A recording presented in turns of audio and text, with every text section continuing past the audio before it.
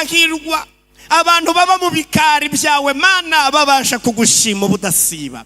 Hahirwa bafite mu mitima yabo inzira zijya i Siyoni. Haleluya.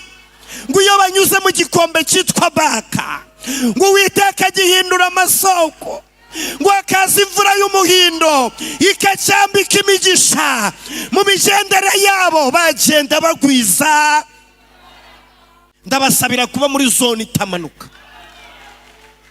Niba munyumva neza muha Imana amashyi nk'uko Bibiliya yavutubwiye.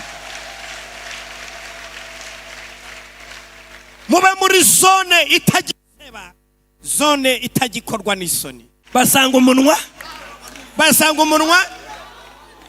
umunwa ntufunze. Barangije bati rero dukoreshe ingingo zifunguye.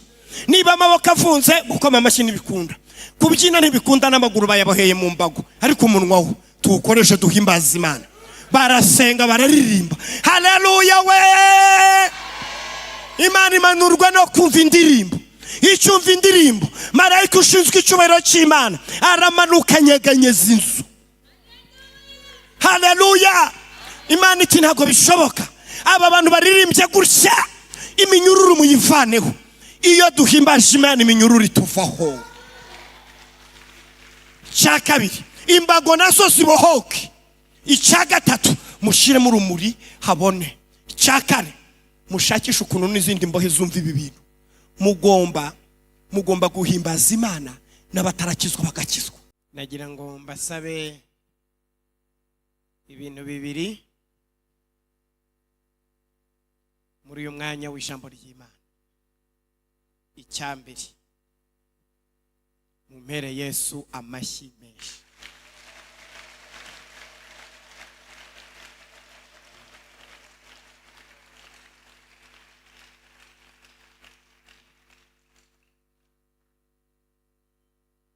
Yarapfuye yarazutse, ubu tuvugana ni muzima. Niyo mpamvu ngiye kubabwira icya kabiri. Icya kabiri, muhe Yesu amashyi menshi.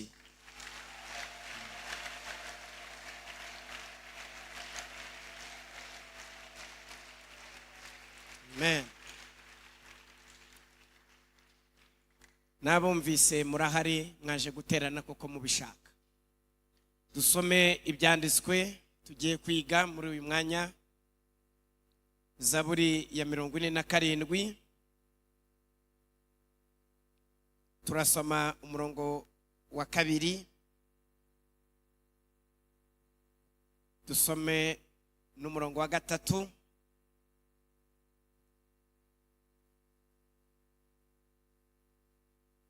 Dusome umurongo wa 8.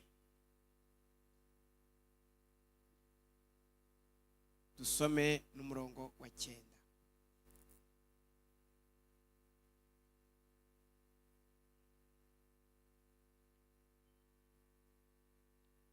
Bibiliya iravuga ngo, mw'amahanga yose mwe nimukome mu mashyi, muvugirize Imana yacu, muvugirize Imana impundu z'abanesheje. Uwiteka usumba byose ateye ubwoba,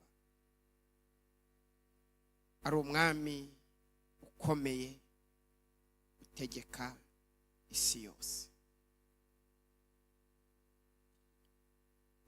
Murongo wa 8. Kuko Imana ari umwami w'isi yose. Muririmbishe ishimwe ryayo indirimbo yimbishijwe ubwenge.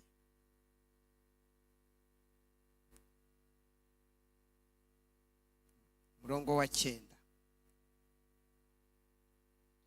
Imana itegeka amahanga, Imana yicaye ku ntebe yayo yera. Muvuge cyane muti amen.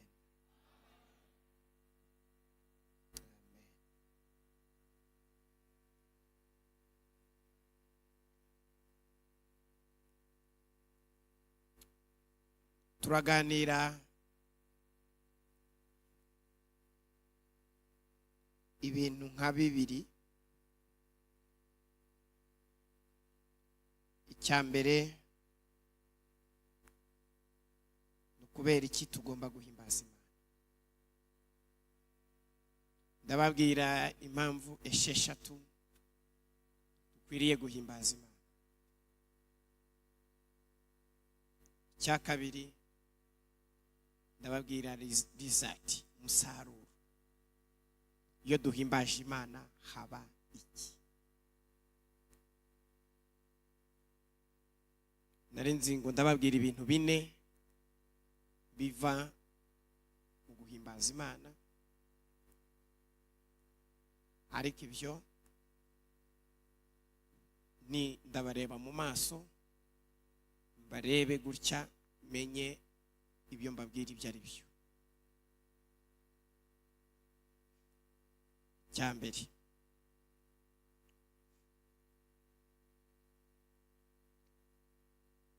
iyi Zaburi ya 47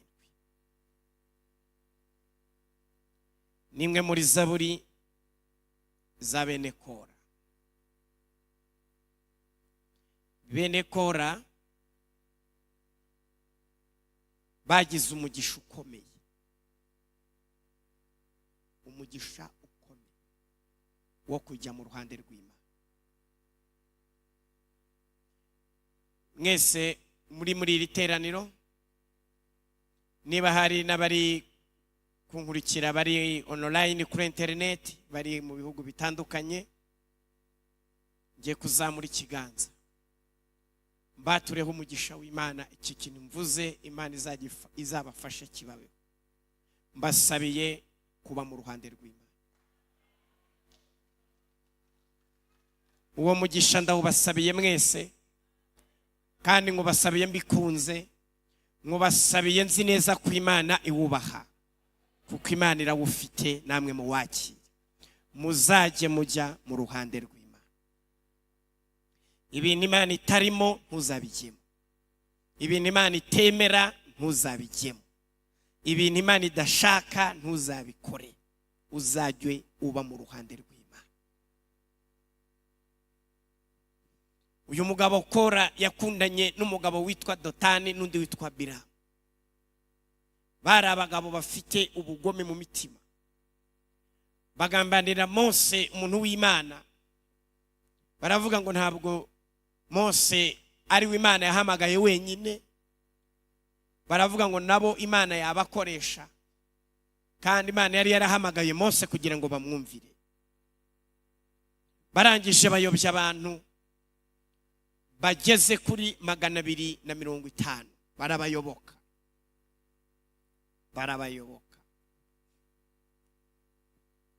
N'abana ba Kora bajya mu ruhande rwa se. Mose asenga isengesho rikomeye. Mbere yo gusenga arabanza avuga ubutumwa. Ni nayo mpamvu abigisha bose n'abavuga butumwa dukwiriye kumenya aya magambo ane. Cyambere ni ukwigisha, icya kabiri ni uguhugura, icya gatatu ni ugucyaha, icya kane ni uguhana. Uramenye ntuzahane utarakora ibi bintu bine. Guhana ni icya kangahe? Icya kane. Icyambere ni ukwigisha, icya kabiri ni uguhugura, icya gatatu ni ugucyaha, icya kane ni uguhana.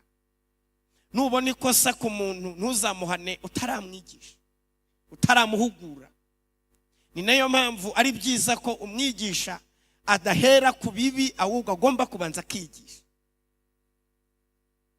Mose arasenga. Mbere yo gusenga aravuga ngo abantu mwumva mwajya mu ruhande rw'Uwiteka munsange hano. Iteraniro ryose ryari ririmo ibice bibiri. Abumva mwajya mu ruhande rw'Uwiteka munsange hano. Arakomeza avuga inyigisho imeze ityo. Abantu bamwe baguma mu ruhande rwa Kora na Biramu na Dotani. Abandi bavayo baraza bati twigiriye mu ruhande rw'Uwiteka. abana ba Kora bareba muzehe se ubabyara, baravuga bati data nubwo watubyaye birasaba ko tuba mu ruhande rw'Imana. Haleluya. Muzehe rero waratubyaye ariko ntabwo waturemye. Mukwiriye kumenya ko ababyeyi batubyaye ariko wari umuremyi. Iyi Mana rero dukwiriye kujya mu ruhande rwayo. Basiga ise basanga Mose. Bakimara kugera mu ruhande rwa Mose, Mose asenga isengesho aravuga ati aba bantu Uwiteka ubwo bandwanije bakarwanya izina ryawe bakwiriye gupfa urupfu rutigeze ruvugwa, rutigeze runabaho. Imana igikunda gushyigikira abo yahamagaye. Ikintu cyabaye niki? Ubutaka bwarasamye bumira ba bantu bari kumwe na ba Kora, burabamira baramanuka, nta n'umuntu n'umwe. N'abateolojiye bakomeye n'abazi byasesengwe bya Bibiliya nta uzi metero Imana yacukuye n'ubu wasanga bakimanuka. Ntabwo muzi baramanuka bose, barangije birifunga. Babana baba bageze mu ruhande rw'iki? Haleluya. Haleluya. Bahageze bareba abantu bamanuka, bibuka ko iriya place abantu bamanukiyemo ariho bari bahagaze. Bibuka ko bari bahagaze muri zone abandi bari bahagararanye nabo bakaba bamanutse, basanga bahagaze muri zone itamanutse. Ndabasabira kuba muri zone itamanuka. Niba munyumva neza muha Imana amashyi nkuko Bibiliya yavutubwiye. Mube muri zone itagiseba, zone itagikorwa n'isoni. Basanga harakomeye. Bahita baririmba indirimbo, bahimba indirimbo uwo mwanya. Niyo mpamvu nababwiye burya iyo duhimbye indirimbo haba hagomba kuba hari impamvu itumye tuyihimba. Bahimba indirimbo ya mbere ni Zaburi ya 42 ivuga ngo nkuko imparagazi yahakizwa no kwifuza amazi, ngo ni ku mutima wanjye kwifuza amazi. Haleluya. Baranaririmba bati hahirwa abantu baba mu bikari byawe Mana babasha kugushima ubudasiba. Hahirwa bafite mu mitima yabo inzira zijya i Siyoni. Haleluya. Ngo iyo banyuze mu gikombe cyitwa Baka, ngo Uwiteka gihindura amasoko, ngo akaza imvura y'umuhindo ikacyambika imigisha, mu migendere yabo bagenda bagwiza. Haleluya. Gira nkuko mgize uvuga ngo sigwire. Uku ngize mwabibonye? Sigwire. Mu mwaka 2025 imbaraga zacu sigwire.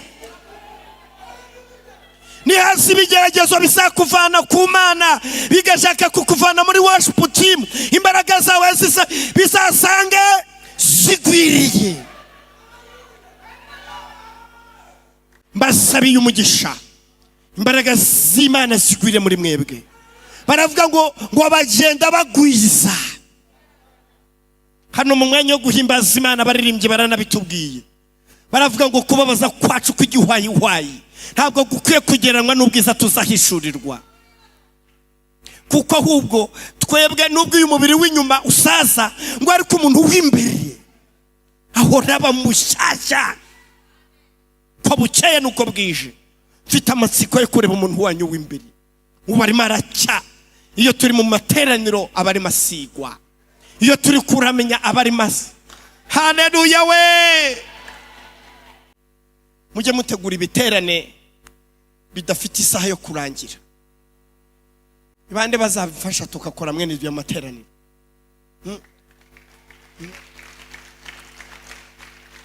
Muzahimbaza Imana iminota 5 havemo iki? Cyo bintu ngenje mubyibaza mwibaza se. Ibi bintu biraza kuvamo iki? Mugomba guhimbaza Imana nibura amasaha 6. Cyangwa mwaba munaniwe akaba amasaha 5. Mwaba mufite imbaraga zigwiriye mugahimbaza Imana amasaha 12. Muri kuri stage kuva saa 12 kugeza saa 12. muzarebe iyo murimo mwifotoza, murimo mutanga impano mu bukwe ngo mwashingiye, ko mutanga impano amasaha 2, kuki mutaririmbira Imana chorus amasaha 2? Mwareba ikivamo. Iri bipa ryanyu rizabahombya ibintu byinshi. Mugomba gusenga Imana ku buryo usenga Imana amasaha 5 utaraceceka, kwasoma Bibiliya amasaha 8, kureba filimi se amasaha. Hari n'abareba filime bakarwara umutwe ngo bafite ukuntu bareba amaseri. Bifurije ngo imbaraga zigwire muri worship team yahangaha i Remera. Imbaraga zimera gute? Zigwire. Ntago nabibagiwe rega, ndi kubareba mwebwe, ntago muncika, dore babashyize imbere. Imbaraga z'Imana zigira gute? Zigwire, kugeza ku rwego muririmbira Imana umuntu warurwaye ibisazi bikamuvamo, abantu bagakira. Mureba n'amaso yanyu, mugatangira kuririmba mwiteraniro. Haje umuntu ufite ubumuga bwo kutabona, mukarangiza kuririmba abona, kubera Imana ikorera mu ndirimbo. Baririmba iyi ndirimbo ngo bene kora, mbarangiriza ku iyi ndirimbo. Baririmba iyi ndirimbo ya 47, baravuga ngo tugiye kubabwira impamvu twebwe turirimbira Imana, arizo ngiye kubabwira nonaha. Bati kandi turashaka noneho ibintu byo kwitonda, ibintu mwigira ngo murakizwa, ngo murafashwa VIP, mugiye kubivamo. Bene kora bahimba indirimbo baravuga ngo mwese noneho kandi amahanga yose tugiye kubigira itegeko, mukomere Uwiteka amashyi.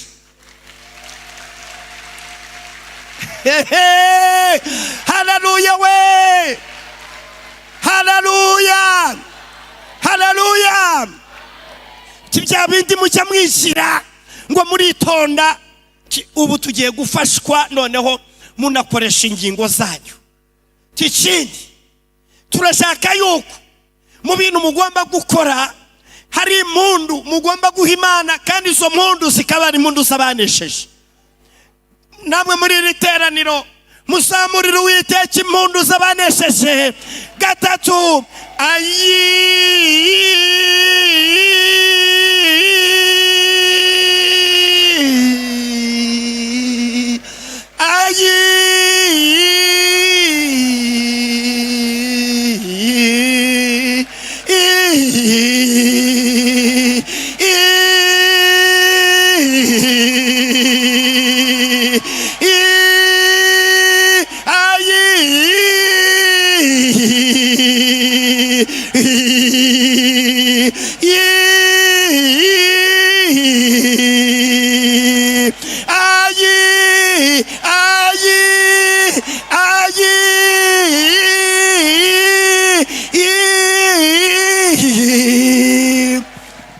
hallelujah.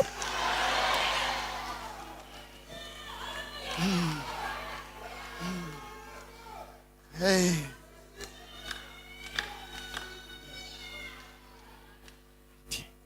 Bintu byo kwitonda mu bivemo. Turimo turazirikana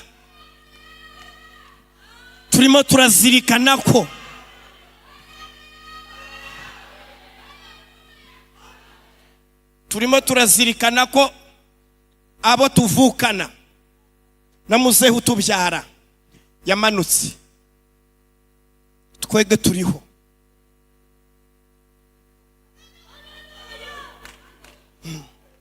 Hari kumanywa ubutaka burasama burabamira, twebwe tugira amahirwe dusanga aho duhagaze harakomeye. Kubw'ibyo rero ntabwo dushaka ko tuzashima Imana twenyine, turashaka noneho kubihindura mwamahanga yose mwe. Haleluya. Ubwo ni ukuvuga Abanyarwanda, Abarundi, Abakongomani, Abanyamerika, abantu bo muri Canada, abo muri Afghanistan, abo mu Bwongereza, abo mu Burayi, Australia, Aziya yose, Afrika yose, Uburayi. South Africa, za Botswana, za Nouvelle Zelande, mu birwa bya Seychelles, mu birwa bya Komore. Barira mu mitima yabo hazamo ijambo ngo bagiye guha Imana impundu. Bari hagati hari ihema ry'ibonaniro. Hano mu burasirazuba hari imiryango 3, mu burengerazuba imiryango 3, mu majyepfo 3, no mu majyaruguru imiryango 3. Bavugira rimwe bati mureke iyi Imana itubabariye tuyihereze impundu. Baha Imana impundu. Haleluya we! Impundu ziraza zinezeza Imana. Ndashimira umuntu wateguye iyi zaburi we. Bene kora bati mukomere Uwiteka amashyi, muvugirize Imana impundu z'abanesheje. Haleluya! Ibintu byo kwigira abantu bakomeye mu bivaneho, baha Imana impundu. Noneho Balamu agiye kuvuma, asanga impundu zazamukiye imbere y'Imana zayihumuriye. Haleluya! Aravuga ngo navuma nte ab'Imana itavumye, narakarira nte ab'Imana itarakariye. Dore yabavanye muri Egiputa niyibajyana, kandi zabagezayo barimo barayivugiriza impundu. Muha Imana impundu we. Ayi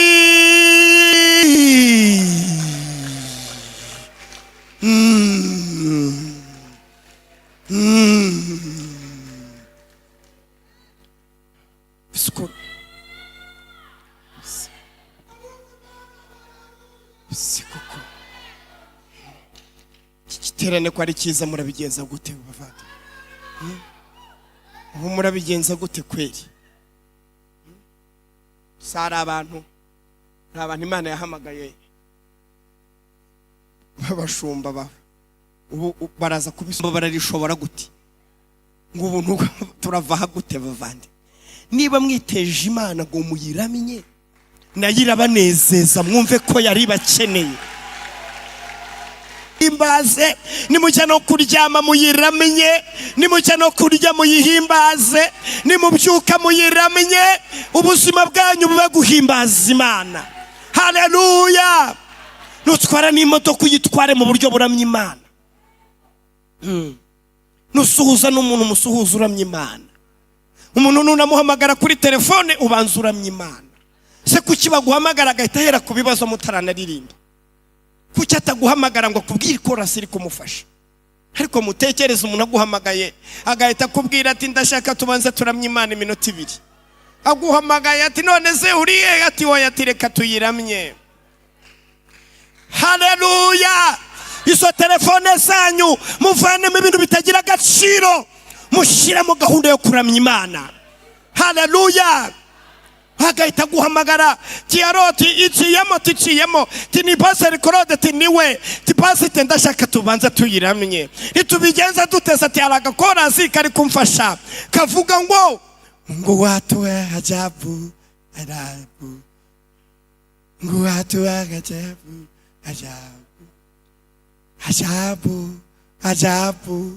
ajabu. Uri mugenda umuntu kuki ngo wetu ni ajabu kuri telefone, ngo wetu ni ajabu yebubu, ngo wetu ni ajabu ugica kuvuga icyo asaba ntukimuha. Ariko arahita avuga ngo aro nta 5,000 ngo ngurize. Oya, wihera ku 5,000 bobya banzu uvuki. Umuntu araguhamagara agatahira ku bibazo. Ni kimwe no gusenga Imana ugahita uvuga ngo Mana ngo ubusengo ntabwo bireba yuko tuburaye. Oya, banzu ugabanya ibibazo tubanza tuyiramye. Haleluya! Nutangira gusenga kwita uvuga ngo ndagushimira Mana kuri Imana yera. Imana ihite yireba isanga irera, ihite ivuga tambo ati wiwi uriya mwana yarabimenye. Ambo none wongera uti Mana ndaguhimbariza imbabazi wangiriye ukaduha Yesu. Yowe Imana itambo ambo fuhara naramubabariye, igahita yibuka Yesu ukuntu Imana yamutanze. Yo ukongera uti Imana ndagushimira kutarobanura ku butoni ahubwo n'umukene ukiranuka kujya umurutisha umukungu w'umupfapfa. Turi Imana itabera, uri inyangamugayo, turagukunda, uri Imana ikomeye. Imana igahitambo tuyarabimenya disi. Ukongera uti Imana hari ukuntu ujya unezeza, ndagushimira yuko uri hejuru ya byose. Imana igahita yireba igasanga hejuru yayo nta kindi igasanga nta kindi gihari. Haleluya, haleluya. Igahita ivuga utambo tuwa mwana yarabimenye we. Ugahita ushyiramo El Shaddai. Imana ndagushimira kuri Imana ishobora byose, nta kintu kimwe kikunanira. Ingoma yawe ni yiteka ryose, wicaye ku ntebe y'icyubahiro. Imana igahita ireba intebe yicayeho we. Haleluya. Ugahita uvuga uti none Uwiteka nakwisabiraga umugisha. Iti ambo ti mwana wanjye akira. Wowe wayimenyereje banza uvuge. None mwanyemerera hababwira impamvu mukwiye guhimbaza Imana. Ndabibabwira mu buryo bworoshye. Mufite Bibiliya? Murebe Zaburi ya 47. Hanyuma dusenge, mukomeze kuramya Imana muri mu ngo zanyu. Murongo wa 3 uvuga ngo iki? Haravuga ngo kuko Uwiteka usumba byose ateye ubwoba. Murumva impamvu mugomba guhimbaza Imana? Kuko Imana ari Imana yitwa Eli Elyon, ni Imana isumba byose. Ikindi ni Imana badakinisha, ni Imana iteye, ni Imana itamenyerwa, iteye ubwoba. Nimujya munanayiramya, nimunayihimbaza, mujye mumenya ko mutanganya imyaka, mujye mumenya ko ari Imana iteye ubwoba. Abisirayeli bigeze gushaka kuyitinyuka, Mose yagiye kuyisenga, baramubwira bati ubundi aho hantu ujya kamara iminsi 40 twarakubuze, iyo Mana ujya gushaka wenyine wayibwiye ikiyizira. Yibwiriza noneho, natwe noneho ireke kukubwira muri VIP wenyine, izo tubwira muri rusange. Mose arazamuka ati Uwiteka tibarambwiye ngo wiyizire. Mose ngo bagize ngo iki? Baravuze ngo wiyizire, ngo ibintu byo kugenda mbasubiriramo ibyo wambwiye, ngo barashaka ibirira yivu delegiti. Nuko bakubwiye bati nuko nguko tugenda ubabwire bamese imyenda biyeze, ubabwire uti ku munsi wa 3 nzaza. Mose araza arababwira ati mva rero irambwiye ngo izaza, mube muri hafi muyitegure. Baraza bose ngo bumve ivuga.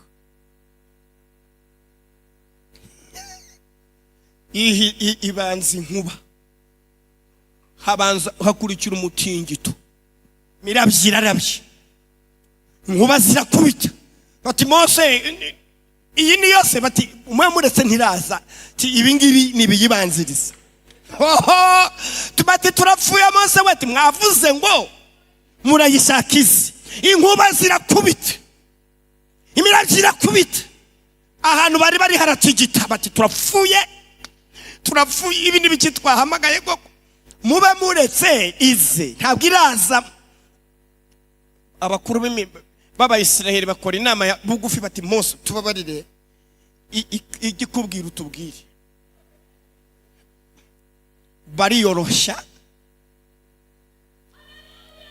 ni Imana. Kanze mbarebe mu maso mutazibeshya nguze kuririmba hano wanyweye itabi. Uze kuri ni Imana iteye ubwoba, tazibeshya ngo nta wabibonye, ukibesha ukazana ibintu bidakwiye ahera, ngo nta muntu ngo bizi, ngo ninde se ngo wambonye, ngo ninde ubizi. Ni Imana ubu tuvugana mwese ishobora gufata icyemezo mukayoberwa impamvu igifashe. Ni Imana idakinishwa. Mu bintu mukinisha izina ry'Imana ntimugakine naryo. ntimuzibeshe na rimwe. Ni Imana itamenyerwa. Mugende mubaze uyu mugabo uheruka gukubagana, uyu wubatse Babuloni yitwa nde? Murebe arimo atambagira muri jaride, amaze kureba jaride n'ibintu yubatse, areba intare zirinze umutekano wa Babuloni, areba indabo ziteye, aravuga ngo nimurebe Babuloni niyubakiye. Iryo jambo ni niyubakiye. Mubaza aho yatashye, mubaza niba yarasubiye muri Palais Royal. Akantu yibagiwemo, nkababwire ntimuzakibagirwe na rimwe.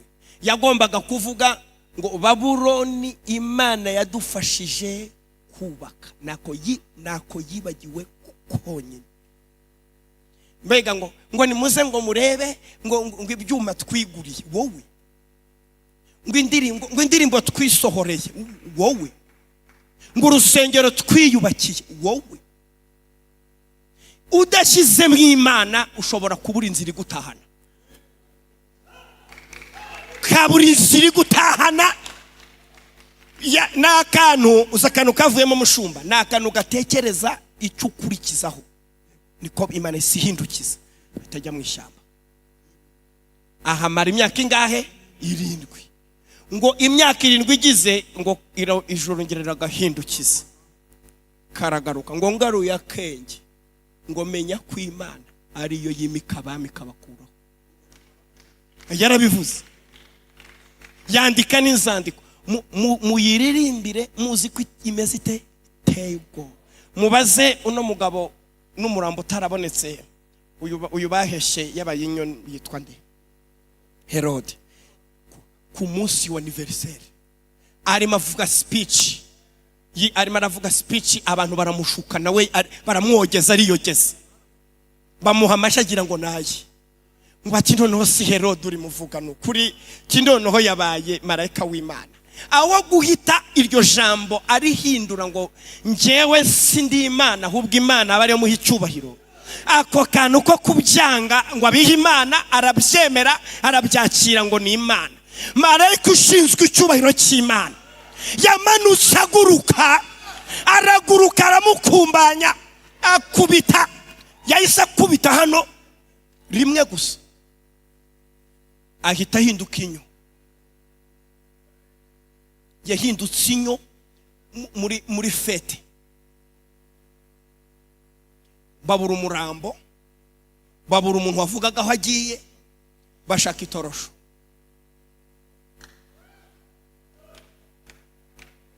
Banyacyubahiro bose baritaza bati hasanuka. Ibirori birangira gutyo, babura uko bashyingura, baraheha. Imana iteye, muririmbe mubizi. Baravuga bati rero niba Imana iteye ubwoba kandi kabisumba byose, mumenye yuko ari ikwiye kubahwa. Muri kumva impamvu yo kwihimbaza? Ntabwo ari ukwihimbaza no guhimbaza Imana tuzi agaciro kayo, tuzi imbaraga zayo, tuzi n'ubushobozi bwayo. Si bindi waza bibabwira ikindi gihe. Reka ndebe, ndabona saa moya zigeze, ibindi nzabibabwira ikindi gihe tusoreza aha. Ariko mbabwiye kimwe gusa, rizati kamabwira ikintu kiva mu gushima Imana kimwe gusa, sibyo? Kimwe nyibabwira icyo mugomba guhimbaza Imana, kitaba umushumba akababaza impamvu mwateguye igiterane.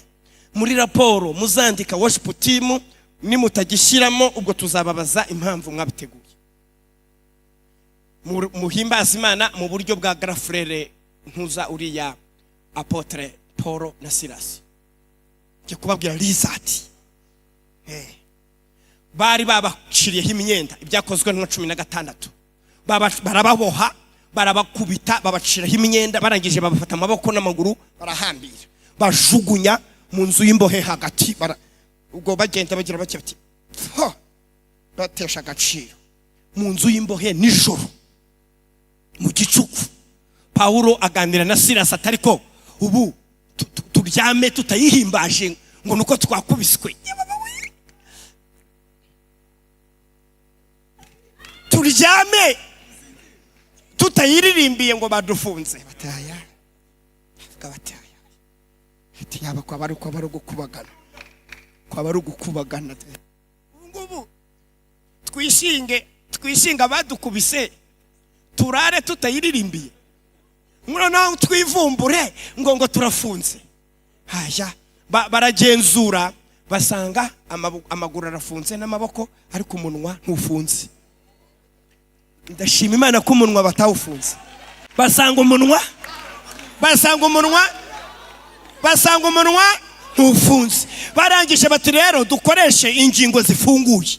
Niba amaboko afunze gukoma amashyi ntibikunda, kubyina ntibikunda, n'amaguru bayaboheye mu mbago, ariko umunwa wo tuwukoreshe duhimbaza Imana. Barasenga bararirimba haleluya we.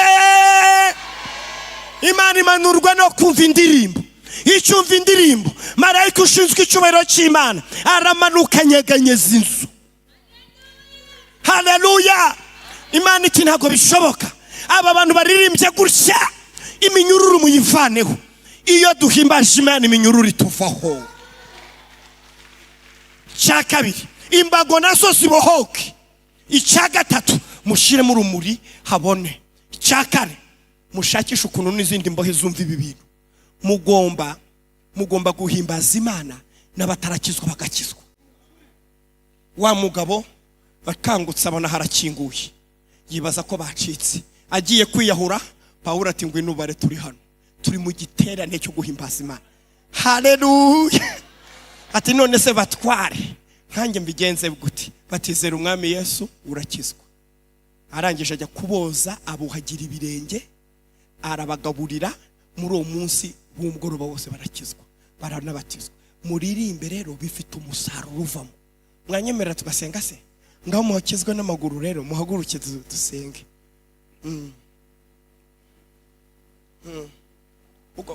Muzivumbura murare mutaririmbye ngo nuko ngo akazi kahagaze no gukubagana. Muzarara mutaririmbye. Umuntu uri muri iterana ruvuga ngo hoya kurara utaririmbye udasenze vuga ngo no, bivamo kubohoka. Mwimejeje neza dusenge. Muhaguruke tubungubu tugiye gusenga mu kuyiramya mu isengesho. Ikindi buriya igiterane nk'iki hari igihe Imana yazana nk'umuntu agakizwa cyangwa yaranaguye akabyuka. Ubundi se twese ntitware babi Imana ikatugirira ubuntu. Hari igihe yaba ari kuri internet, hari igihe yaba ari muri literaniro, igihe yaba yaje ari umushyitsi ariko adakishijwe. Utashye udakishijwe rero Imana yabitubaza impamvu tutabikubashije. Niba uhari usa muri kiganza gutya huri turagusengera Imana irakubabarira.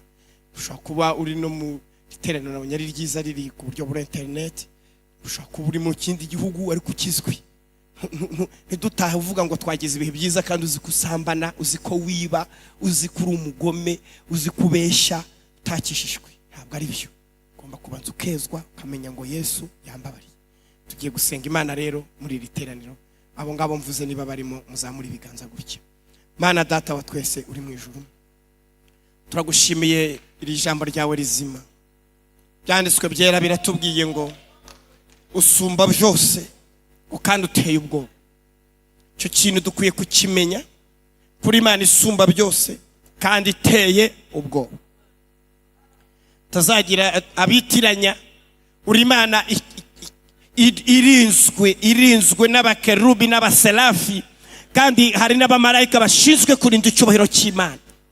Niyo mpamvu muri iki giterane twafashe icyemezo cyo kuguhimbaza, dufata icyemezo cyo kugushima, dufata icyemezo cyo kugukomera mu mashyi, dufata icyemezo cyo kuguha impundu, kubera yuko uri Imana isumba byose kandi uri Imana iteye ubwoba. Uri Imana ikomeye. Bibiliya iratweretse ngo wicaye no ku ntebe yawe yera. Aba bana bawe umwuka wera aragenda bibasobanurira babyige neza. Uri Imana yicaye ku ntebe yera, ntabwo intebe yawe yanduye, ntabwo intebe yawe izandura, nta nubwo uzayihagurukaho. Uri Imana iteka ryose, forever and forever. Uri Imana yicaye ku ntebe y'icyubahiro, intebe yera kandi iteka ryose. Haleluya. Ntabwo uzavaho, ingoma yawe n'iyiteka ryose. ngo n'abami niwo bimika, niwo bashyiraho, niwo nabo bategeka. Niyo mpamvu tugushimiye, turashaka umusaruro uva mu guhimbaza. Dawidi yajyaga ahimbaza Imana, ibisazi bikava muri Sawuli bigakira. Yehoshafati yahiririmbye indirimbo ngufiya, aravuga ngo nimushimire Uwiteka kuko ari mwiza, kuko imbabazi ze zihoraho iteka ryose. Abamowabu n'abaneonimu n'abamoni n'abaturutse muri Siriya bose baratsindwa kubera guhimbaza Imana. Kubera iri teraniro indwara zikire, kubera iri teraniro abari baboshye babohoke, kubera iki giterane kiguhimbaza amasezerano yawe twakira ibyayo neza. Ibiganza byacu birafunguye ngo twakire umugisha ijuru riduhaye mu izina rya Yesu Kristo umwami wacu, amen. Bose bavugira rimwe bati amen, amen. Muhe Imana amashyi menshi menshi menshi.